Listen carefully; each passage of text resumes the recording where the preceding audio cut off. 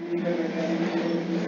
Guys, कैसे हैं आप लोग। होपफुली आप लोग बिल्कुल ठीक होंगे। आज हम पढ़ रहे हैं प्लानिंग एंड परफॉर्मेंस। अब हम बेसिकली ये देखना चाह रहे हैं कि प्लानिंग का एक कंपनी की परफॉर्मेंस पे क्या इम्पैक्ट है, इन दोनों का आपस में क्या रिलेशनशिप है। अब मैं चलते चलते एक बात बता दूं कि स्टडीज़ में, जो रिसर्च स्टडीज़ हैं पास्ट, उनमें प्लानिंग और परफॉर्मेंस का कोई एक जो आपको होता है ना, एक कांस्टेंट, जो कि हाँ अगर प्लानिंग हुई तो डेफिनेट सक्सेस है, प्लानिंग नहीं हुई तो फेलियर है, ऐसा कुछ नहीं है।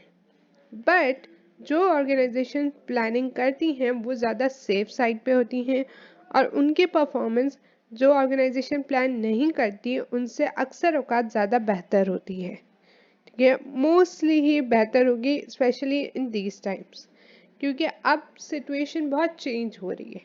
अब वो टाइम नहीं है कि आपका जब जो दिल चाहे आपने कर लिया। कंपटीशन है, ग्लोबलाइजेशन है, एंड सो ऑन। बहुत कुछ चेंज हो रहा है, टेक्नोलॉजी है। तो या ठीक है, let's get started. Formal planning is associated with positive financial results, higher profit, higher return on assets and so forth.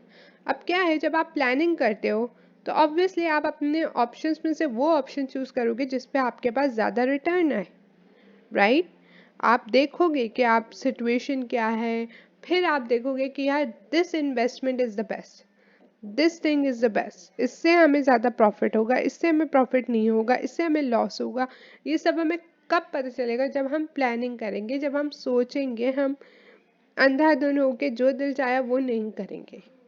ठीक है, एंड बिसाइड्स हमने आपको ये भी बताया कि इससे वेस्ट कम होता है प्लानिंग से, तो वो एक और चीज़ हो गई, आप फाइनेंशियल कॉस्ट अपनी बचा भी रहे हो। ठीक है, it seems that doing a good job planning and implementing those plans play a bigger part in high performance than does how much planning is done. अब ये बहुत अच्छा पॉइंट है। अब आप प्लानिंग कर रहे हैं, रोज कर रहे हैं, आप अपना हर स्टेप प्लान करते हैं, 2-3 प्लान्स बनाते हैं, मार्केटिंग प्लान्स 10 बनाते हैं, लेकिन वो अच्छे नहीं होते। और अगर वो अच्छे होते हैं तो उनकी इम्प्लीमेंटेशन उस तरीके से नहीं हो पाती जिस तरीके से होनी चाहिए। इन दैट केस आप चाहे जितनी भी प्लानिंग कर लें, वो आपके लिए ज़ाया गई, आपके किसी काम की नहीं। तो आपको प्लानिंग तो करनी है, साथ साथ अच्छी प्लानिंग करनी है, और उसकी इम्प्लीमेंटेशन उससे भी अच्छी करनी है, तो ही आपको हाई परफॉर्मेंस मिलेगी। इंस्टेड ऑफ कि आप बहुत सारी प्लानिंग करें। बहुत सारी प्लानिंग से ज़्यादा अच्छा क्या है, अच्छी प्लानिंग और उसकी अच्छी इम्प्लीमेंटेशन। बट प्लानिंग तो करनी है। Okay, if formal planning didn't lead to higher performance, the external environment often was the culprit. अब इसमें क्या है कि अगर ऐसी सिचुएशन आती है कि फॉर्मल प्लानिंग ने हाई परफॉर्मेंस नहीं दी आपकी ऑर्गेनाइजेशन को, कंपनी को, तो मोस्टली स्टडीज में पाया गया कि एक्सटर्नल इन्वायरमेंट का फॉल्ट था। External environment is what, your government, your environment जिसमें आप काम कर रहे हो, your economy, etc., etc. Alright? Now, the planning performance relationship seems to be influenced by the planning time frame. It seems that at least 4 years of formal planning is required before it begins to affect performance.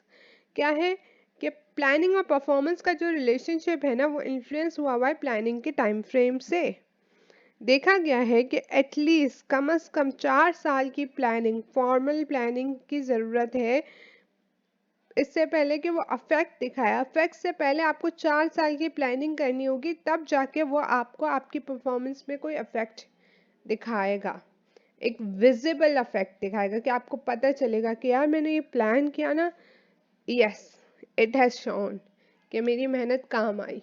ठीक है, that's what we are saying in this point. And that's it for this topic. I really hope कि आपको समझ आया। अगर आया तो make sure to give this video a thumbs up. Do subscribe and share. I'll see you guys in my next video. Bye guys.